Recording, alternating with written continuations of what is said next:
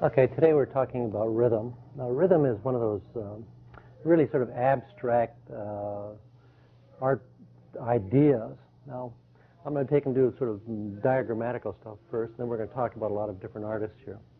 Now, essentially, what one has to take into consideration when they're looking at a drawing is that, or when you're drawing, I should put it that way, is that what is communicated to your audience is basically what you put down on the paper. If you put down a series of jagged kinds of lines, what's going to be created, or what the viewer is going to see, is a lot of jagged types of lines. It's sort of obvious, and type of thing. So that when you take and make long lines, long flowing lines, they have a certain kind of feeling to them.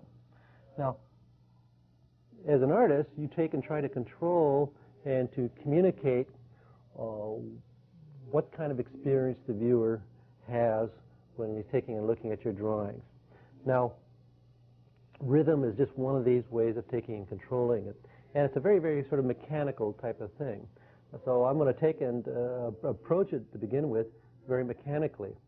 The way I had it explained to me once was that, and it stuck, was that we control the eye in somewhat the way a pinball machine works, the way the brackets in a pinball machine work. So that if we take, and just for analogy here now, if we had, say here, okay, here's a slot where a ball would shoot out. If this ball was starting to go this way, and I took and I changed its course with a bracket, that ball basically would be going off out here, and I could catch it with another line in here, and we could go on and on, so that you can see, and actually your eye is doing very much the same thing. When you're looking at this, you cannot really do anything else but to take and see this, to see that, to see that. And I could take and make this intricate. I could take and make a very, very long, slow, flowing type of movement, or I could come back and I can make this a very sharp, angular type of movement. But you're flowing with this rhythm. And the main point here is that what we're dealing with are relationships of lines. It's how one line takes and relates to the other. We're talking about not only the length of the line itself, but we're more concerned with the interval between the lines, the distance between here, the distance between there. And in a way, we could say, give it a time quality. In other words, this could be a fast curve, a fast movement to a slow movement, to another slower movement, to getting onto a fast curve, to a very, very quick angular. We could take and feel the timing and the change between these lines.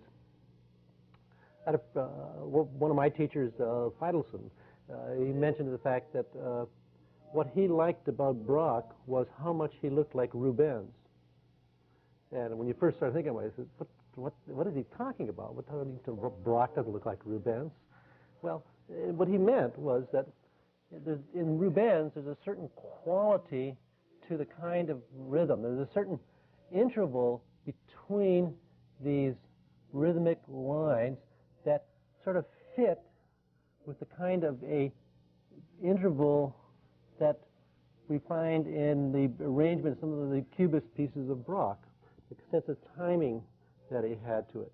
So that this kind of thinking then becomes extremely important. Now, let's take and go on. We're going to start, I'm going to go a little bit backwards here. The high point of course, I shouldn't say high point, but I should say the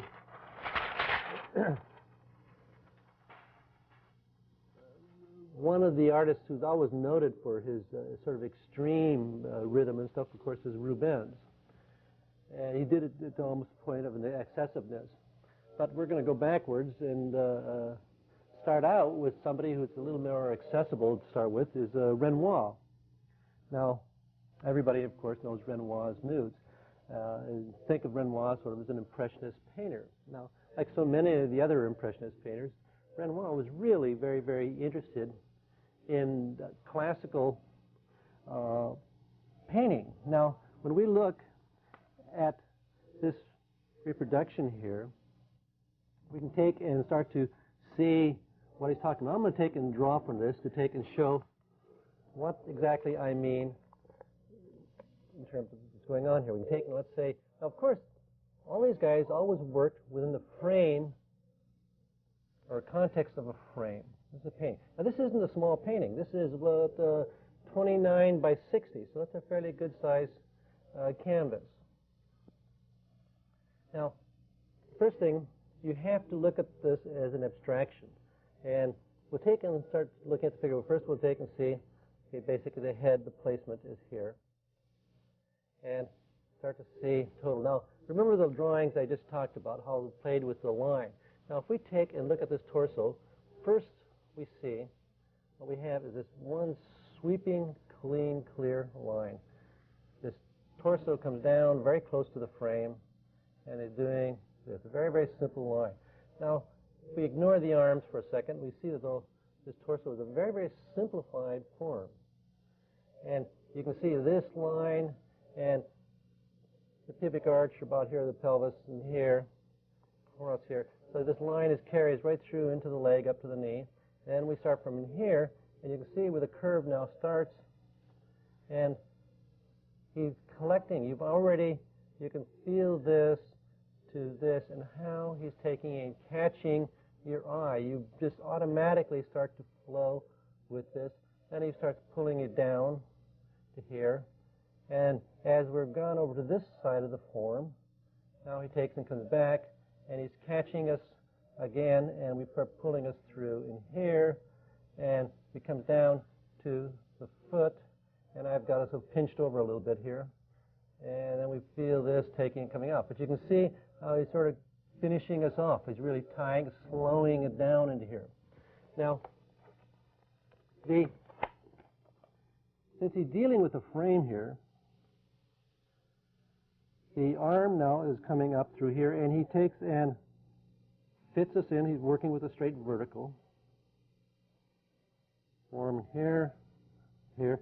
The other arm is taking and got this another sort of rhythm, taking and pulling across from here, and this is taking and lifting up through here. So you feel it's very, very graceful. Repetition, or I should say repeating a lot of this flow through here, this going back up, and the hand in here.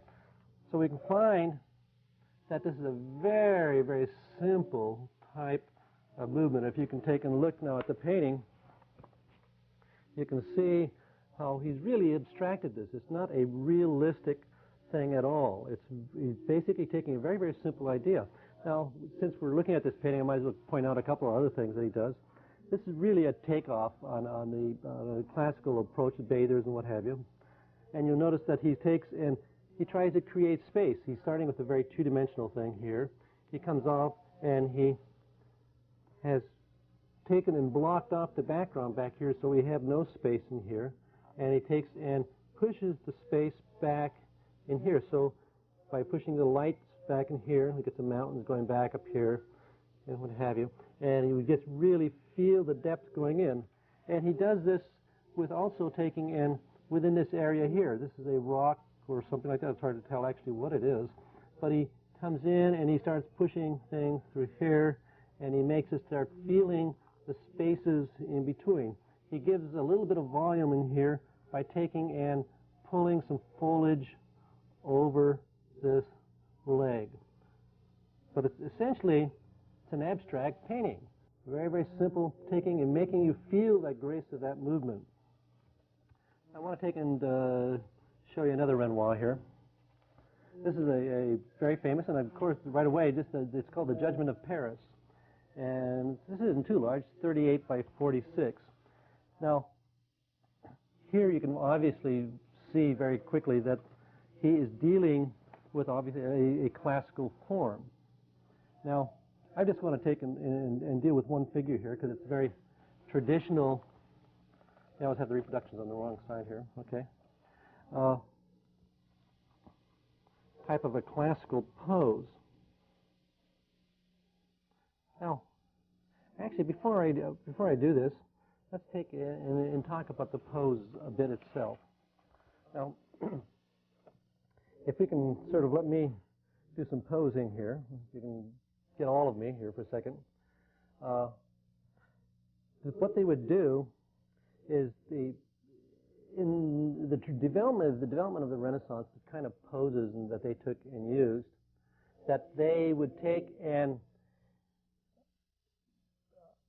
tried as originally as the sculpture were in niches, and they started pulling the sculpture out into the open. There became the need to make the thing understandable from all angles. So what they would do is this twist sort of became developed, and there's a thing that's called contrapposto, where the feet would start out looking one way, the pelvis would take and turn, or the shoulders would turn, the arms would go out, and then maybe the head would be looking the opposite direction. Well, and then naturally, they would take and lead the eye around the figure so that it was understandable from every direction. Now, you'll see that in some of the drawings that we start doing here, that this is a thing that we find being done over and over again. Now,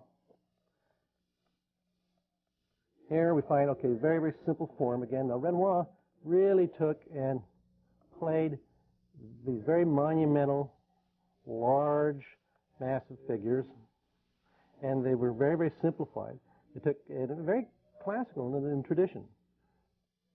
Now we can find, okay, just as looking at the way I'm drawing this, you can see the rhythm that is being picked up. We feel through here, we feel this, okay, the buttocks, and here, and we actually can take and start to see this, the crossing over, feel this flowing into, and he's simplified.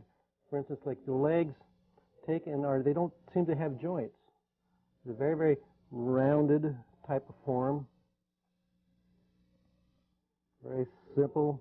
And he would take and start out with painting these things, where he would start out with this warm colors as a base and slowly start building the forms up with white. But you can see how the stuff takes, and even the leg, we feel this, pulling into here. Now, as I'm drawing these things, I'm trying to take and show the rhythm more than I'm worrying about anything else here. Okay, so you can feel how the stuff flowing in. You can feel this starting to carry over into here. Feel this into here, to here. The line of the back. Now, as keeping this thing going, as we've got this, we get the feeling here. He picks up the arm in the back, is taking and coming around through here, and the work takes on a certain look. You'll find when the artist is concerned with rhythm, that the painting or the drawing takes on a certain qualitative look. In fact, we could take and say that an awful lot of the Renaissance art, in fact, a lot of the cliches about it, tend to be derived from this simple, basic preoccupation with rhythm. Okay.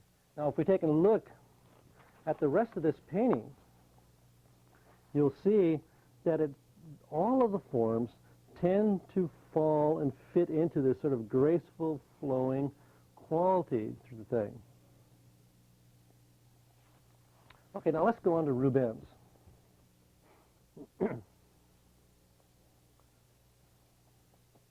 Okay, you treat your books better than I do mine, they get an awful lot of use here. Pages start falling out.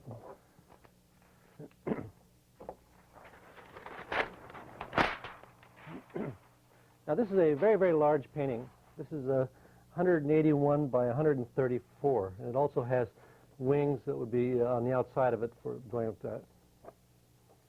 Now, you can't separate the painting from, or the just individual figures of the rhythm of one part of it from the total. The whole thing is a complete unit, so we have to take and talk about all of it.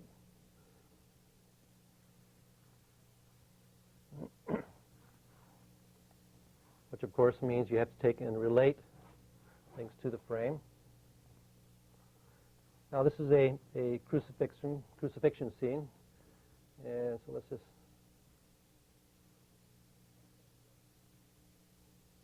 now one thing that is a dominant element in Rouben's paintings is the feeling of movement, or the feeling of activity. There's nothing static about his work. And we find that, again, working with rhythm is a sort of a hallmark for this time. It really becomes an extremely useful tool. Well, first, part of this thing is everything's being shoved down in this corner, so we have to take and see what he does here. He takes and he starts out by forcing us to really feel this downward thrust, so that the opposite, we feel the rising. Start out with this head here, and these are going to be very simplified forms here. Find it looking up this way. Find the shoulder coming through, pushing down, and we find a very clear, clean movement taking and going all the way down this way. Now, a lot of times the movement is actually developed through the line, because remember, it's the lines and the shapes that really create this thing. The part of the movement here that creates this arc is, because it comes down over the back, is into the drapery. Then the leg is actually something that is separate from here that's pulling over this way. But what we see is that change of value as this comes down. I come through in here. Okay, arm is coming across. Verticals and horizontals tend to be neutral in terms of talking about rhythm, in that they are taking in repetitions of the frame. And what we see, that they become useful aids in helping us to see a rhythm. Now, the next figure, jammed in here, is looking down this way, really forcing us down. The arm is down in here, holding on to this. Now, this line here carries right through into the back this. Now, it may seem like I'm getting rather wrapped up here in this sort of a small part of the picture, but you're going to see how all this starts to play. Now, as we've taken and forced the viewer to go down, look down in here. From this point, now, we start to see how he weaves this stuff around and over the form. We'll go from here. Now we start to see this arm is taking and going up this way. Feel this pulling up into here. Now, very simply, let me take and just block in the figure of Christ here. You start to feel the leg is going up here, up the pelvis is through here, and you feel him, he's leaning over in here. And I'll come back and modify this. I need just something to work around. Actually, the way I'm drawing this, the very, very simplified forms, is not far removed from the way that these guys actually work in terms of taking and working with very, very simplified general forms in the preliminary stages of the composing or designing of the picture. Okay. Now, as you go from here, in the very simple, as I've done this, you can see that we're already starting to take and get this weaving into the figure here. We get the leg coming down. You feel this to here. And the knees, this knee is low, this knee is high. We feel from here the taking and pulling up. Now, once you start with a rhythm, what happens is we start to take and we amplify this thing. We make this even more. So as we're getting this form going, we find now that what we were getting is the next figure here is taking, now this is a figure most primarily in the shade, although we do see the silhouette, and that is the thing that is creating the line. See the line? It's taking an arm here coming through, and we feel the amplification of this rhythm. We've got this, and now it's even becoming stronger. This figure back in here, legs of this guy are going off out into this direction here. Okay, as we're getting this going into here. Now on the other side, we take this basic flow and we start to amplify that. Now we get a figure here that's taking and looking back down in here, and we find that from this point, because the body is pretty straight here, not an awful lot going here, but the overall total, though, of this, that we can start to feel where he's expanding this thing out. We feel this pulling out. And then, of course, we could expect the next thing would be to take and amplify here, and this is precisely what he does. Takes, comes through,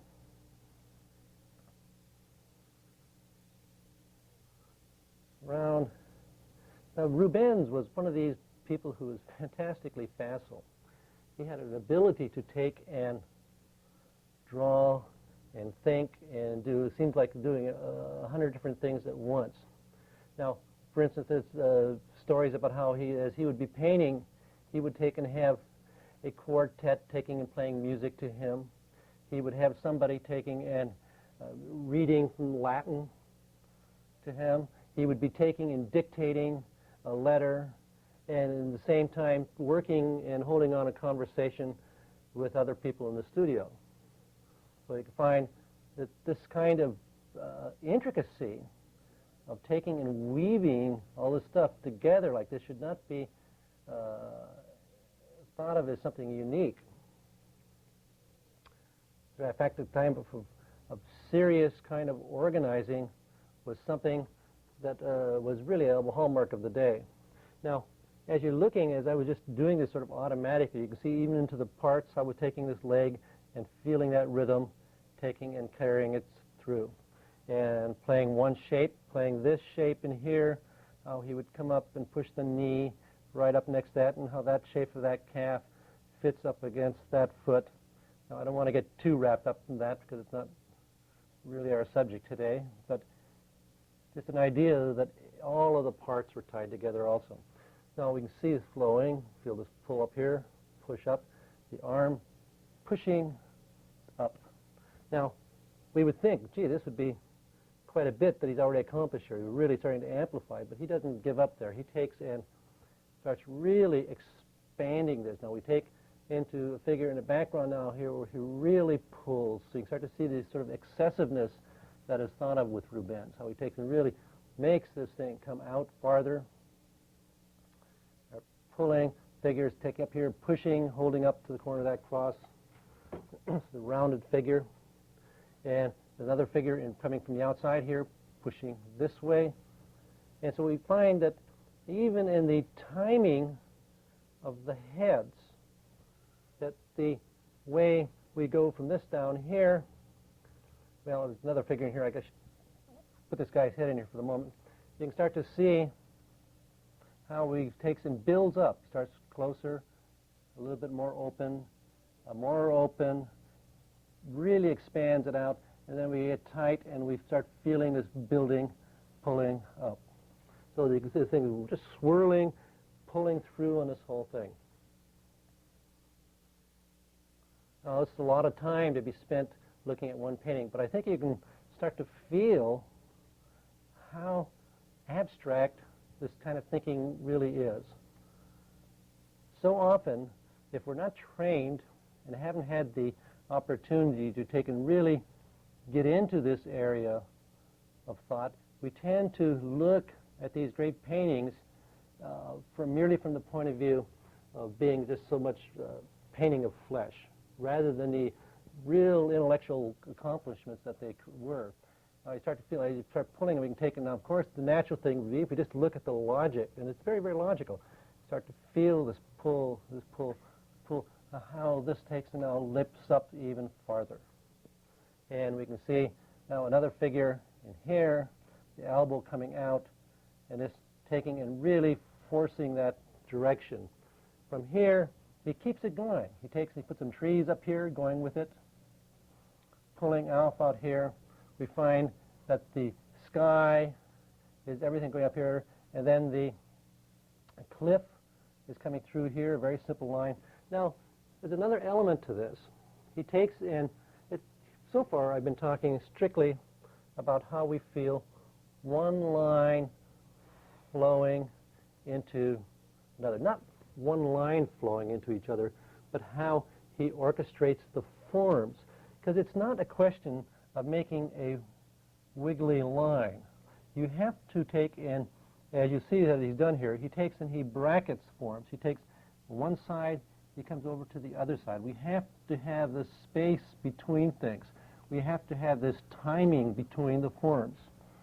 So as he's going up here, he also takes and works with the opposites. He takes and within all of this complexity here, for instance, we have the straightness of this post that comes through, carrying right through in here. We have in the background here, we have now an opposite figure. This figure here, although the timing of the head is involved here, the figure itself now it starts making an opposite type of movement, doing this. We find that the arm that he's holding on to a rope that's tied up here, that rope becomes a strong, simple straight. His arm itself is a strong, straight that's pulling through. And then we get this coming into here. Also, in the background, which is a very strong element here, is that you see the line, and he's come in and enforced this line with the light back there, so you really are aware of it. He's taken and made more of a thing of this. He takes and makes this arc of how this form takes and drops down to the corner of the picture. Okay, then we get a dog coming in here. What he has to do with it is I'm not sure, but basically, if we look at it strictly as an abstraction, we find that it is a directional thing that is pushing us, leading us right into the picture to start with. Okay, now that's a lot of time to take and spend on this one thing. Now I want to take and go into another one. It's a little different, still Rubens, and to show the one element I started talking about here a little bit of how he would take and work with opposing forms, how we'd get one thing pulling against another.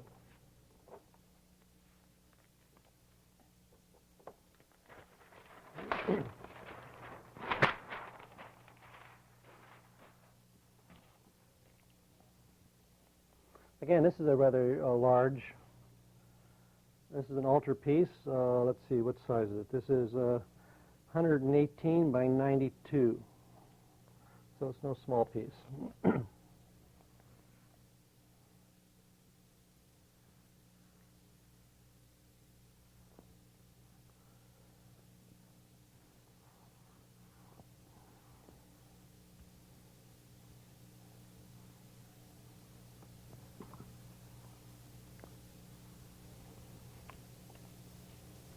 Now, like I said, the idea here now is to start thinking of some of the opposites here.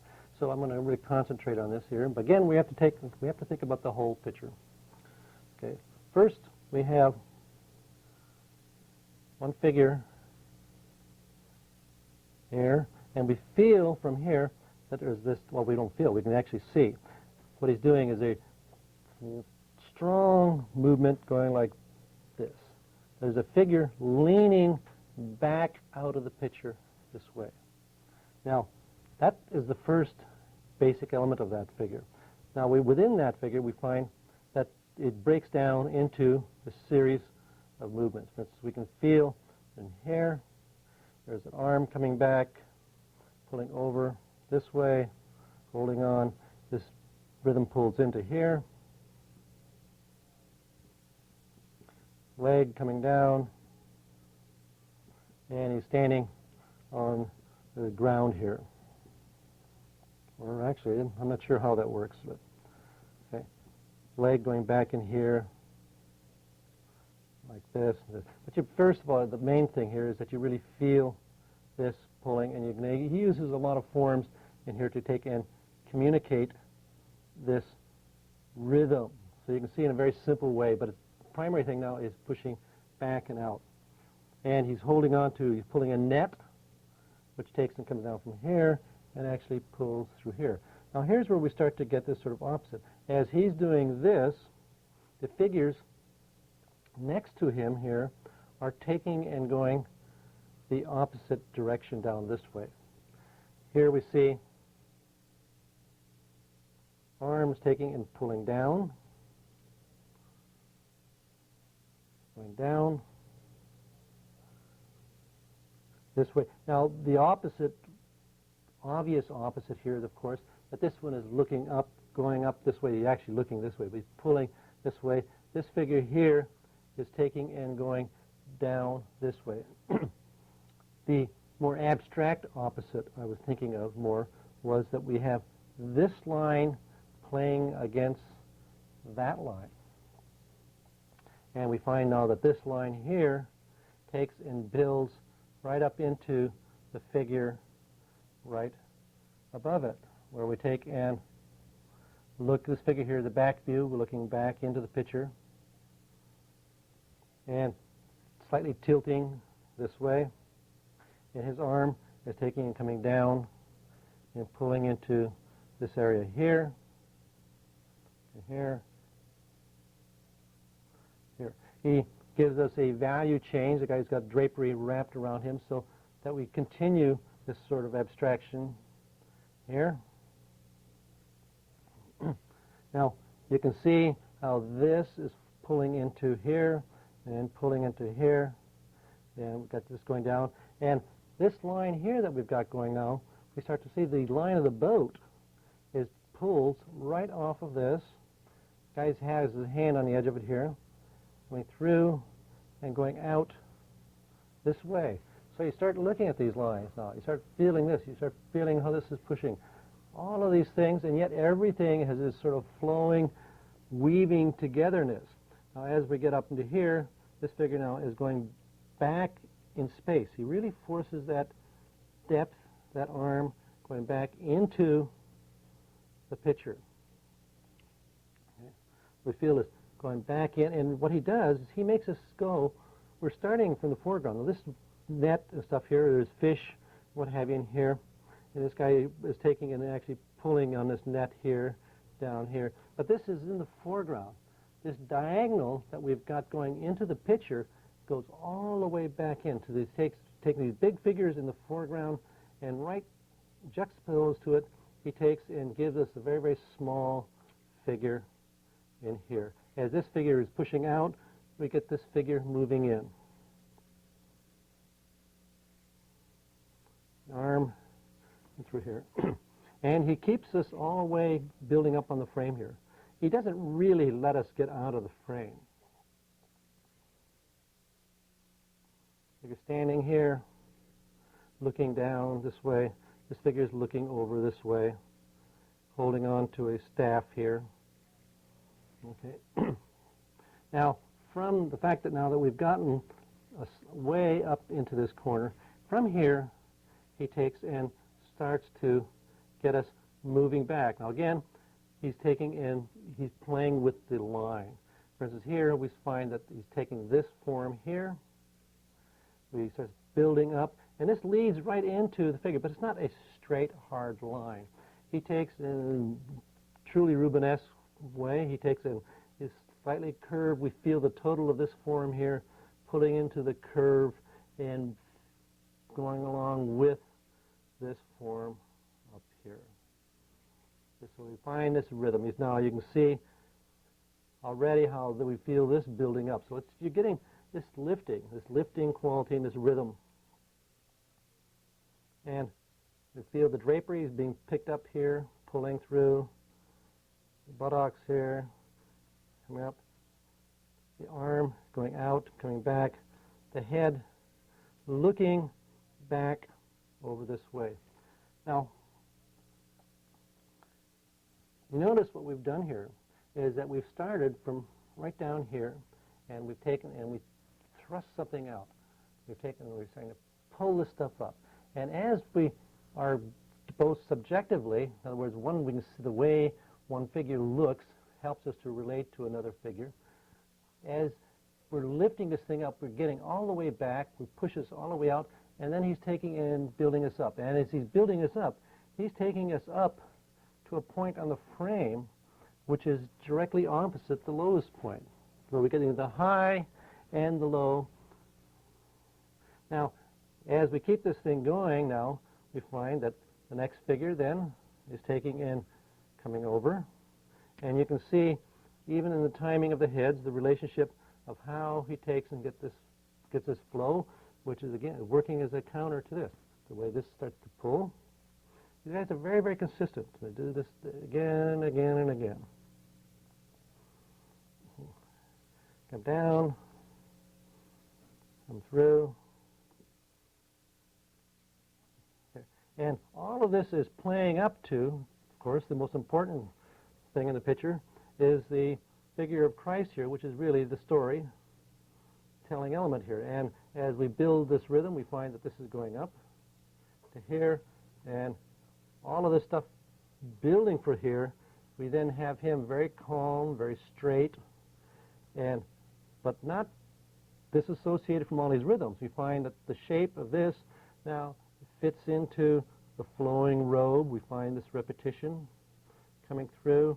We find the lines here are coming back and feeding down to where we pulled off the frame up here. We find that the sky, as we built up to here, he carries that a little bit farther with his big cloud pattern, taking and building above this point, and water coming down through here. So if we can get in here and look at this fairly tight, that you can see how when you look at that painting, the viewer doesn't necessarily have to take and know all of the stuff I'm talking about, but it becomes an important element in what he actually experiences, because you cannot not experience all of these lines. They're there. You have to. What makes you see a picture is the lines and the tones and the shapes and the colors that are there. And so naturally, that's the experience that we get from it. As an artist, you have to have that ability to take and use these tools to take and do what you need to do with it. Now, let's go on to one more Rubens. I guess I've got room here. Now, this is a little different. It's a different kind of humor. Here, I was primarily concerned with the using of this line against that line and a feeling of the sort of a bit of a play of opposites, the way this was going down as these were going up. Now here, it's a three-dimensional type of playing. There's so many different ways that you can take and learn to relate forms.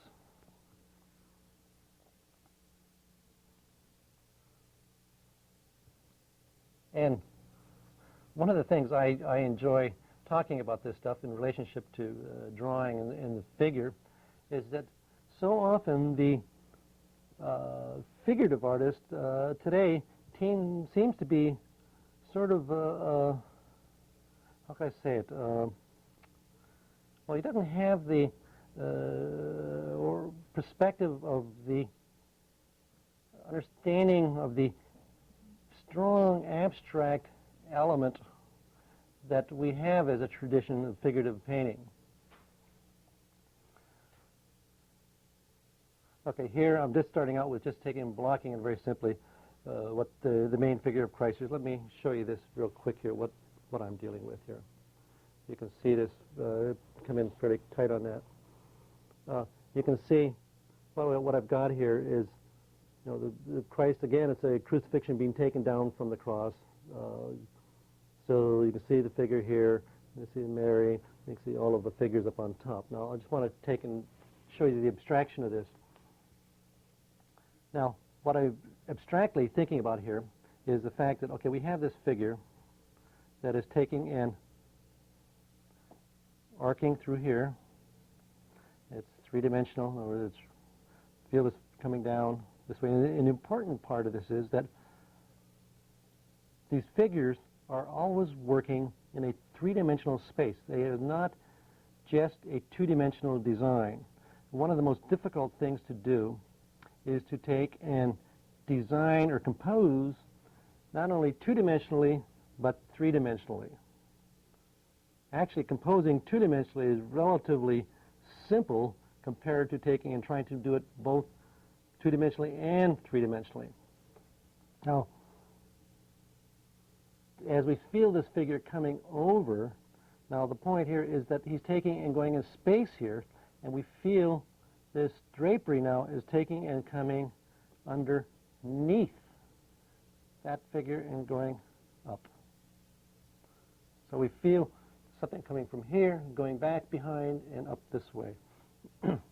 And as we look at this now, the next figure up here, you find that this is working in space that way too. You find that here, not only is it a two-dimensional line, but we find the figure leaning off of this cross, taking and coming, leaning over that surface and taking and coming down. Now, two-dimensionally, we also get the basic rhythms. You feel the pull. You feel this pull through here. We see this really big movement here. We also feel this thing coming over now. This. The arm is going up. We feel here. And this arm pulling up through here. The next figure. So you can see these very sort of grand things. Now, he makes a point out of getting you way, way up so that you can take and feel this pulling down. And you can see how just these abstract lines that I'm making here start to convey the idea of that figure dropping down. As we go from here, you can see, okay, now figure here is this rhythm is coming down, pulling through, the drapery coming through, so we're just picking up in here. And we come down from figure below, is pulling up, up, here. The figure's looking up, building up. Over here, we get this leaning out farther. And I'm being a little sloppy here, just primarily just trying to get through, sort of giving you the abstract feeling of this without taking up too much time. You start to look at this thing down here. What I suggest you do, if you're really interested and serious about trying to understand how somebody like Rubens or another one, the good person to look at for this type of thing would be a Tintoretto, that you actually take and put pieces of tracing paper over the book. Take and try to see how we take and just put the paper over it, and you try to take and color with different colored pencils. One color for taking and drawing the figure, another color for taking and just thinking out the abstract rhythm, another color for taking and trying to understand the space, and just go through and analyze these things one after the other. Okay, let's take and this next person I want to take and draw from a little bit here is a not too well known, although in his own day, Parmigianino, my Italian's not that great, my wife keeps telling me.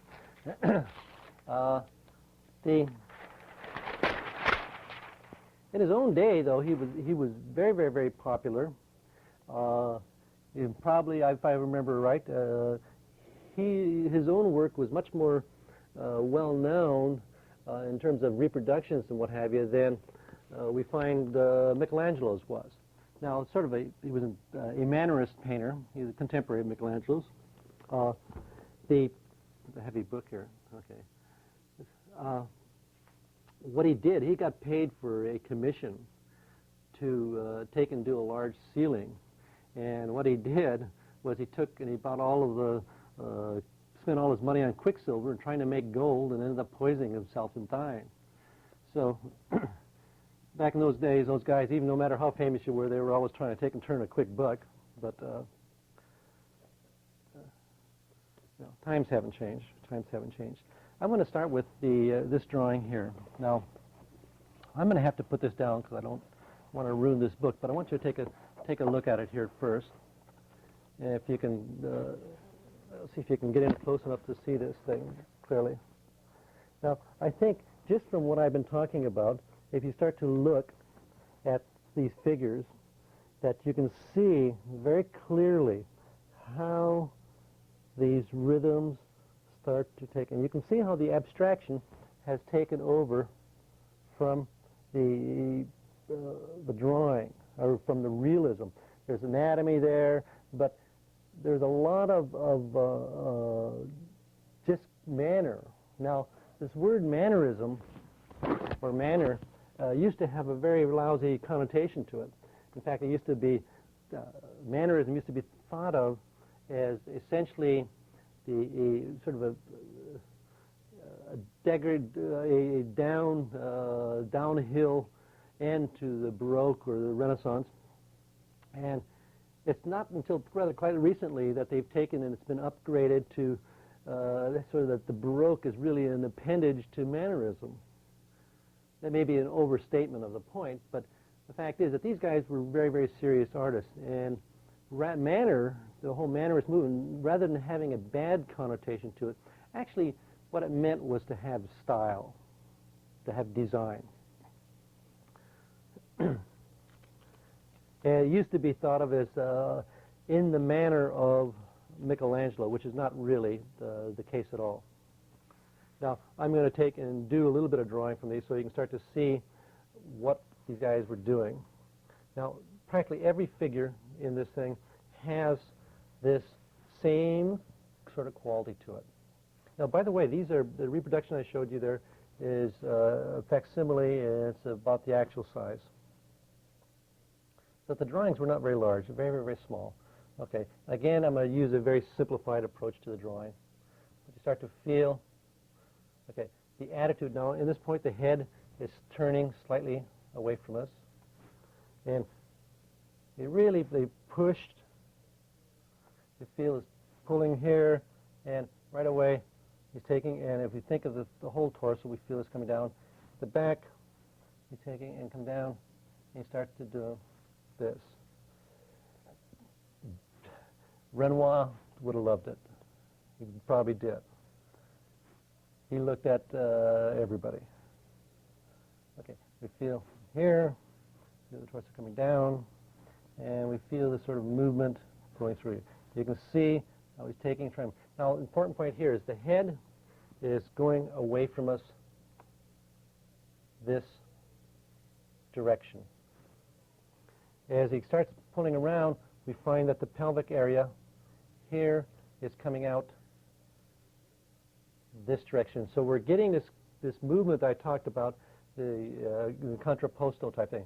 We find as we move down into here that the knees now are taking and facing even more out this way, so that we're slowly getting this twisting play around. And as you see the drawing, as we start drawing these forms, you can start to see how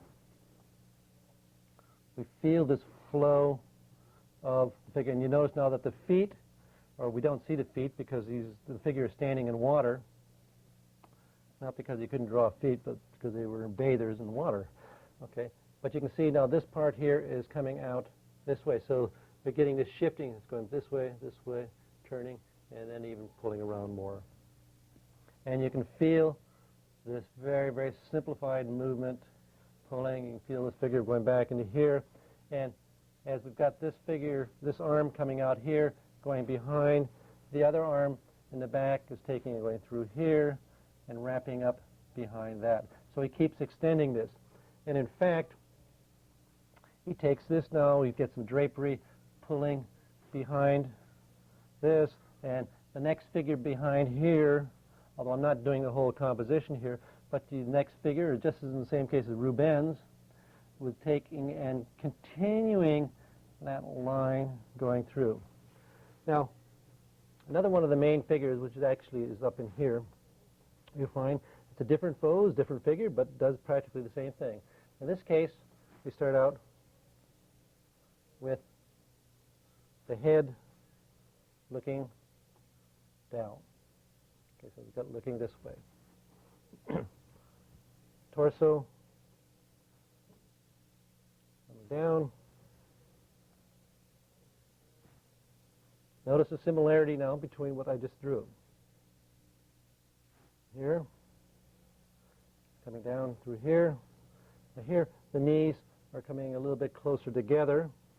We feel this pinching through here.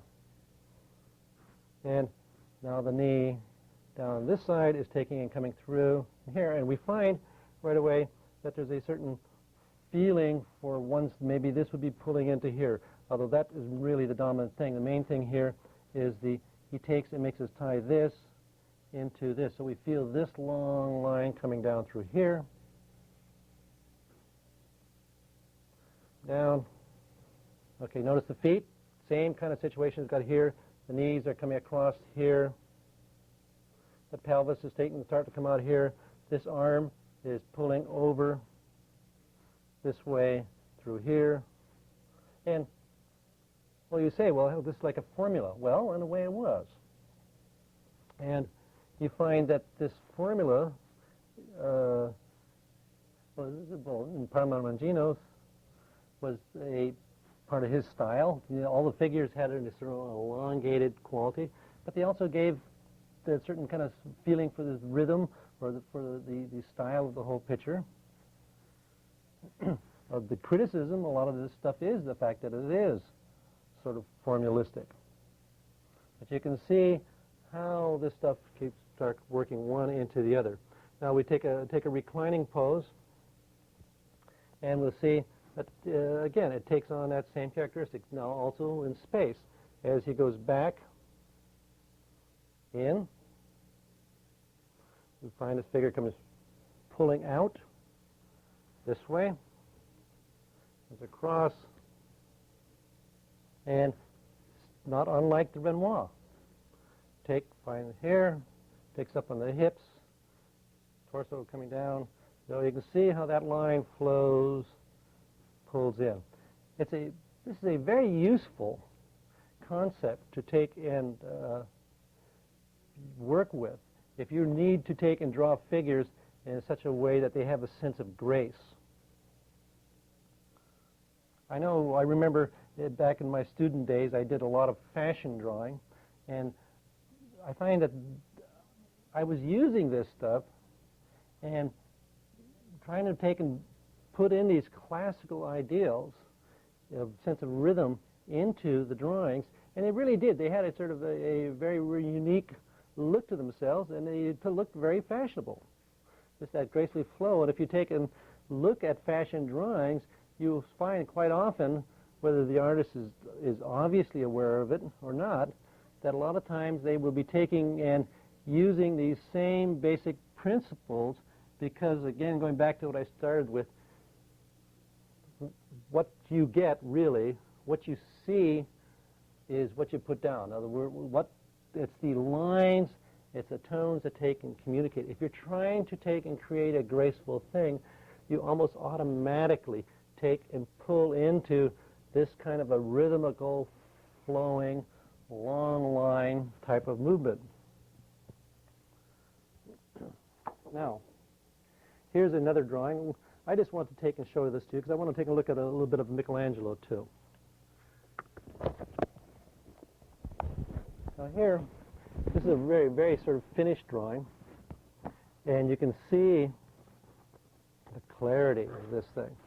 Now, if you can look at it, you can see the way the lines flow, carry through. And one of the elements that we saw in the Rubens that we also see here, and we would see it in Michelangelo or whoever we want to talk about, is that they would use elements on the outside also. Like, for instance, in here, you see the hair, or I guess it's not hair, I guess this is drapery, that pulls over this line that is being created here. The drapery, more than the figure even, takes and becomes the element of design because it's the line that we actually see.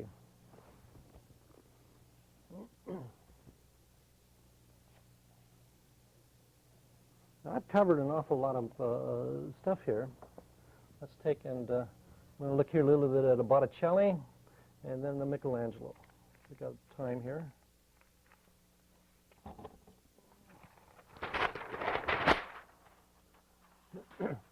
Now, this is just a drawing by Botticelli, and some of his paintings take and communicate the idea maybe a little better, but I wanted to show, again, if we look at this, you'll see that he uses the same cliches.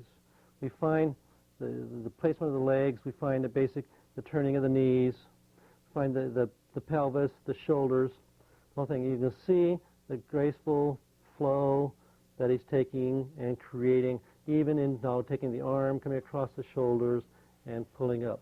So that this abstraction really carries here. Now, this is not the greatest example, but you can still see it, how it affects the drawing.